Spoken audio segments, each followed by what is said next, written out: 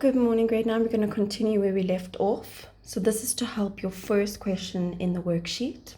So we're going to look at the properties of the metals because of the sea of electrons. Now, another word to call the sea of electrons is our delocalized electrons, okay? We're continuing with our aluminium example.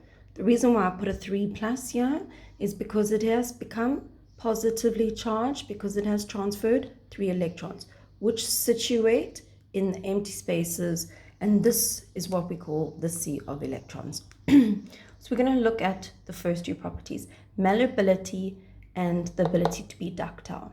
So as I explained in the last video, in malleability, when we put a hammer and we knock these down, because they are floating and there's empty space, they have the ability to move and slide past each other.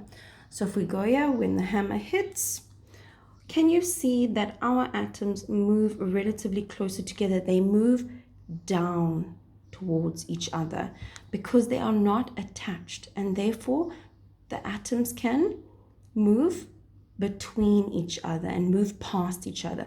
This is another reason why it is also ductile, which means to be bent into wire, because we have free flowing electrons. Now, when we look at conductivity, so this is our diagram of our metal structure.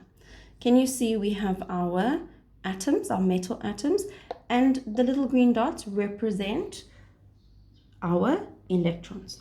Okay, so because we have a sea of delocalized electrons, they are free moving, which means they have the ability to transfer charges. Just like when we looked at the idea of our free moving, when we looked at ionic bombs, is similar in the sense where they can move between each other.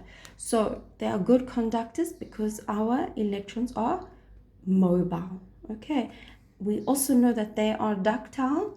Why? Because our atoms can move past each other. And we know they are malleable because they are not attached, and the empty spaces allow them to move closer inwards to each other, allowing a shift. So there's always going to be a constant charge. They don't lose the charge. So that is why they have these certain properties.